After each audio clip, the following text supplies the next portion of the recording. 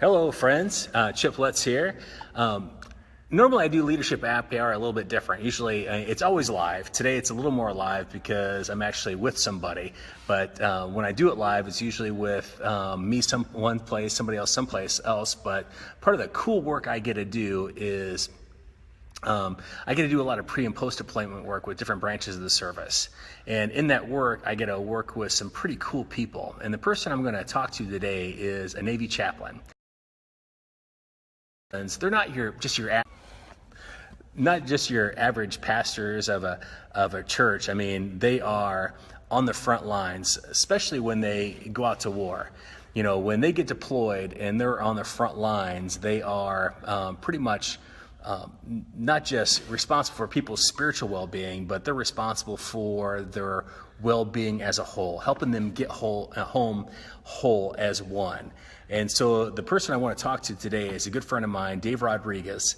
And Dave is a Navy chaplain, but he's been deployed several different times. He's been to Iraq.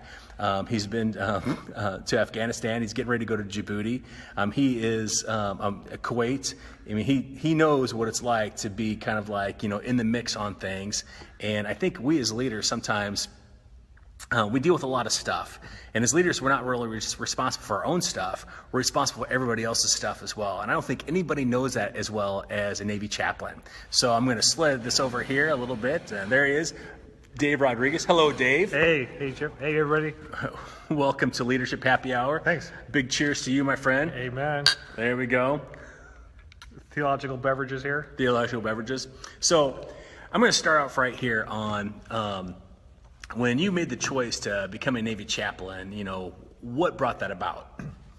Oh, a couple of big things. First of all, I realized that in my church, people who were 18 to 26 weren't showing up, the guys. So I thought if I want to spend time with them, I have to go to be where they are at. And then I remember growing up during the Vietnam War era. And I graduated high school in 77. And when I was a little kid, I remember hearing a story about a village called My Lai, and there was a massacre there. And as I got older, I thought more about what that was all about. And I realized that if I had been at the village at My Lai with the Army troops, with Lieutenant Calley and his group, what would I have done in that situation? Would there have been something I could have done to stop it? How could I have influenced that? How could I have influenced the guys before they made those decisions, and then while they were carrying out these horrific decisions? So I thought in order to be able to actually do that, I got to be with them where they were at.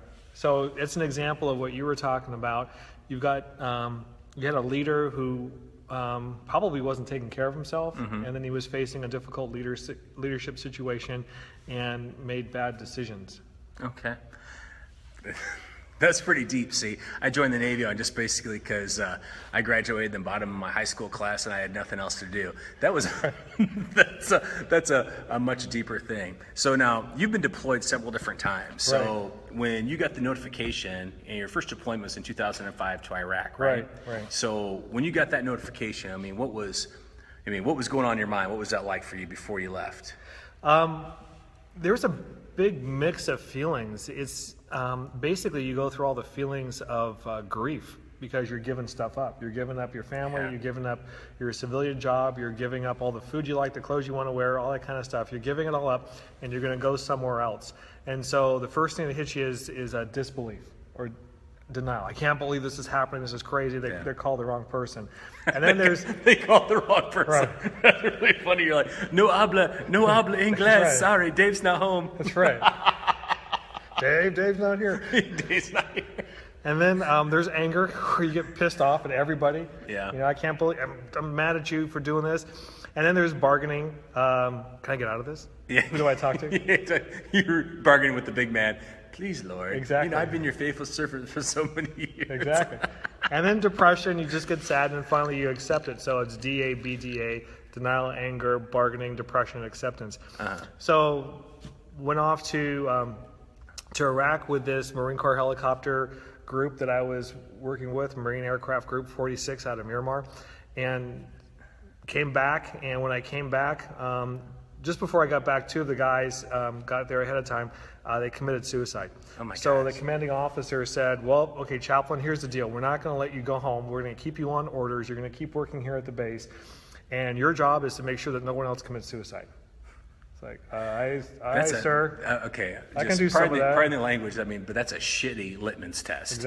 Exactly. It's like here's your test line. You know, your sole purpose is to make sure nobody else. You know, that's horrible. So by the grace of God, no one else died. It was a good thing. So I go home. I was home for 10 months, and then get the call. We're going to send you out again. This time you're going to go to Kuwait. You're also going to be going up to Iraq, and you're going to be part of this new program the Navy's starting out. It's called the Warrior Transition Program. So you're going to be in Kuwait. Sailors coming out of Iraq, Afghanistan, also Kuwait, are going to come to your program, and you got to set this thing up. And your job is to make sure that everybody's okay, so that when they get home, they don't commit suicide, or they don't get divorces, or whatever. It's like, okay. So I was home for 10 months. I get the word that I'm going to deploy again for 14 months, for another year, rather. I was gone for 14 months, came home for 10, getting ready to go back out again. So I went to my church, I went to the board, and I said, look, this is a horrible thing. It was really hard on you guys the first time. It was really hard on me the first time. I don't want anybody to go through that again, because reconnecting is really rough. I mean, it's hard for people with their families, but it's really hard with the church.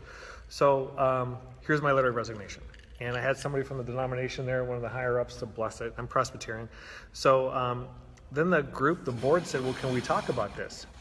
And I said... There we go. I'm trying to get us both there. All right, so... And I said, yeah, sure. And they said, well, we'll do things differently. We want you to come back, so why don't you go away, get your head straight before you come back. We're going to do whatever we have to do to get ready for you to come back, and then life will be good. Like, okay. So I came back. Life was not good, crashed and burned, same kind of thing. And so I've been home. That was in 2008. I've been home since then. And recently, like last week, got a call saying we need to involuntarily mobilize a chaplain who's a captain to go to Djibouti. And you're going to get there on March 31st of 2017, and you'll be home March 29th, 2018. It's like, aye, sir, okay, I'll go. Because you got what, have like 20 years in now? I mean, how many years you got in now? It's going to be on August 19th. It's going to be year 24. So I can do six more. 6 more. The thing that's interesting about all this is that this warrior transition, this transformational growth stuff that we've been talking about, that you and I work on here with the Returning Warriors, I've spent probably about 2 years working through a lot of my stuff, because when I came home, I was diagnosed with a mild case of PTSD. So I've been in therapy since 2008. For people that don't know, I mean, chaplains, when they're on the front line, I mean, they are on the front line. They're on convoys. They're out there in the mix with Marines and Army. Everybody, it doesn't make a difference. But they're not armed. They don't carry weapons. The only thing they carry is their faith. That's it right there. And I think it's a great example of, as leaders, a lot of times, I mean, we're not armed with everything we need to be armed with. All we got are sometimes just, our faith and our wits and, what we need to do. And, Dave is, to me, a great example of somebody who's, been in the mix and has, come out, not unscathed, but better for the wear. Right. Would you agree? Thanks. Yeah, absolutely. Because you guys know, as leaders, I mean, we're not always responsible for just us. I mean, we're responsible for us and everything else. And for chaplains, I mean, they have their own stuff they deal with, but then, they're a listening ear, and they're there for somebody out there in the field. So, like I said at the very beginning, they get home whole, that they're able to do what they need to do. And, Dave has done that. But when they get back, I mean, Dave will tell you, they don't come back unscathed. Now, when you came back, and this is what I love about your story, is that, you realized that something wasn't exactly, right. Can you share a little bit of that? Oh, yeah. I was probably messed up before I went the second time. So I came back. A little cheers on that. That's right. All right, there we go. Which is maybe one of the reasons why I agreed to go the second time. So first time get back, a lot of anger, bitterness, resentment, all that kind of stuff. And people were looking at me, it's like, why are you so angry? It's like, why do you care about whether or not the lawn is brown at the church? I was just with people who were dying. This is stupid stuff. Why are you getting on my case about the sprinklers? I don't need that. And there's like, well, there's a lot of anger there. It's like, yes, there's a lot of anger here. You're big. Oh my gosh, I should go see a therapist. But I didn't. And then 10 months later, I was back out, and I was the therapist basically for a lot of people. I did small groups of probably about 15, 20 guys for about a year. And so I worked with 5,000 sailors in that context, and then another 1,000 one-on-one. And you hear all their stories, this was during the surge in Iraq. Yeah. It was all the really bad stuff, people coming out telling us all their horror stories. And you get what's called secondary trauma. So the second time I came home, through the medical processing that we had to do, I was diagnosed with a mild case of PTSD. I got hooked up with a therapist, saw a therapist for a good 8 years, and then the guy retired. That was kind of sad. Otherwise, I'd still be seeing him. You needed therapy about that. I did. I swear. I did. So I got another therapist. And so, seriously. So this new one, she said, so what are you thinking about Djibouti, going there? And I said, well, you're going to miss all the holidays and birthdays and anniversaries and stuff for another year. That's kind of a drag. And she said, well, you seem like you're in a better place than you were when you had to go off the second time. And I said, I'm in a completely different world. The therapy, the help, friends like you, doing this Returning Warrior weekend where you tell your story over and over again in a big brief, that's therapy. So we're going to be doing, Chip and I we're in the midst of another Returning Warrior workshop this weekend. So I'm going to talk a little bit about how all the things that I've done have gotten me ready to go back out again. Yeah, but in your process on getting back, you made a big decision on doing something that I look at as something kind of like very therapeutic and cathartic, is that, you made a decision that you were going to walk the Camino Trail. Right. So that was after your second deployment, wasn't it? Right. And, that was a couple of years ago. How did you come to that decision, and, what did it do for you, the head up there? Well, I saw the movie The Way. Yeah. With Martin Sheen, and saw what was going on during that pilgrimage that Martin Sheen and his real-life son Emilio Estevez went on. It's a movie, it's a fictional story, but it stars Martin Sheen and his real-life son. So I grew up hearing about this story because my grandfather is from Galicia, the northern part of Spain. So whenever my dad would talk about where my grandfather was from, he would always say, and people make a pilgrimage and they go to this town, Santiago de Compostela, in the end. And I thought, wow, that sounds really lame. Why would you walk all that way just to get to this cathedral? What's up with that? So after watching the movie, I realized that the whole purpose is to have a journey. And on the journey, you're spending time with others, but you're also spending time with God. And it was a very healing time for me, because as I spent time with God on this journey, I came to the realization, this is going to sound crazy because, I'm a Navy chaplain. I'm also a Presbyterian minister. I've been pastoring Presbyterian churches for 34 years. I'm pastoring one now. I felt like, because of what I had gone through in the past, that God didn't care for me anymore, that I was being punished for bad things, and that I was worthless, and that everybody in the whole world would be happier if I just committed suicide because I'd be out of this world and not bugging them anymore. So through the therapy and through this Camino and through this whole process of being a part of these Returning Warrior workshops, I have come to the realization that, this is my little mantra I've developed, that I am a flawed, complicated, broken, fallible human being who is infinitely loved by God and infinitely valuable to God, and so is everybody else, especially people who are bugging me. I think this is a good mantra for pretty much anybody. It is. So it's like in the Pink Panther with Clouseau. I'm getting, every day in every way, I'm getting better and better. Okay, well, that's my one. We're all completely flawed. Cheers to that. Absolutely. See, a lot of people think that chaplains don't drink, but that's true. Yeah. This is my first beer, and Chip bought it for me. I'm surprised that actually he's Presbyterian, because beer is Lutheran lemonade. I mean, that's just. That's the way it is. No, I remember in your story, something that was really poignant to me and stood out is that, you pack your pack, and then you get to the first stop, and there's all this, stuff, and that, there when you were like, you realize that you're not gonna walk all this way with all this crap behind, on your back, that you started pulling stuff out. Can you share a little bit about, what that process was like? What I brought with me on, and there was stuff going on, and I was doing things, and I didn't realize why I was doing it. And later on, looking back, I can see. When it was time to go, the pack that I took was my Navy, it was a combat pack that I got from the Marine Corps when I went over into Iraq. So it had the green Marine Corps camouflage on it. And they let me keep it. I tried turning it in when I came home. They said, no, just keep it. So, okay, I kept it. So when it was time to grab a pack to do this Camino, I just grabbed that pack. It just seemed handy, good pack, what the heck. And then I started putting stuff in it when I was at home, and one of the things I put in was a first aid kit. That was actually a trauma kit that I was given by the Marines when I was in Iraq. And so I threw that in. I thought, you never know. And so then I get to the beginning of the trip, which is at the base of the Pyrenees in France at this town called Saint Jean Pied-au-Port. And so I was looking up at the Pyrenees and realizing my pack's too heavy. I got to get rid of some of this stuff. So I reached in and I just thought, what am I going to get rid of? Oh, I don't need this big first aid kit. And I took it out, and I was handing it to somebody at this hostel that I was staying at. And I said, here you go. Maybe somebody else is going to need this.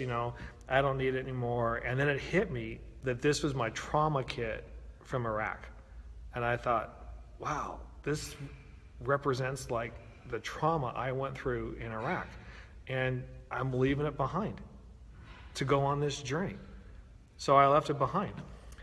And then a couple years later, when my therapist retired, I took something else out of the pack, and it was this Marine Corps combat knife. It's a K-bar knife. And I took it out, and I put it on a plaque, and I put his name on it, said thank you, and I gave it to him as a kind of a goodbye thing because of all that he had done with. That was. So basically, it helped me to realize I'm still unpacking stuff from Iraq. Yeah. Still got stuff I got to take out. Yeah. That's the case of all life, isn't it? Yeah. I mean, we all got stuff we carry around day to day. Doesn't make a difference if it's like, leading people or ex-wife or whatever. We all got baggage that we're carrying, absolutely. So, what's your best advice for, because you to me are like a great example of a fantastic leader, somebody that's, in touch with himself, understands himself, always working on himself. So, for other leaders out there, what's your best advice on, like, if you're carrying around a lot of baggage and, you need to, set that free? I mean, what's some good advice you have for other leaders on, how to divest yourself of all that shit? It kind of hit me Wednesday night at my church. I was doing this Bible study, and this guy said, I need to learn how to spend time with God. How do I do that? And I said, you're already spending time with God. And he said, well, what do you mean? I said, God's always with you. He's here. He's always with us. He's always taking care of us. He just gave you another heartbeat. He just gave you another breath. He's always here. And he said, so how do I spend time with him? I said, just realize that he's there. And you are already spending time with him. Just realize you're already spending time with him. And then think about what you want to do with that time. You want to talk to him? You want to just sit with him? You want to listen to him? Whatever. You are currently right now spending time with God. So I would encourage leaders to think about that. You are already spending time with God. God is already with you. And what are you going to do with that time? Excellent.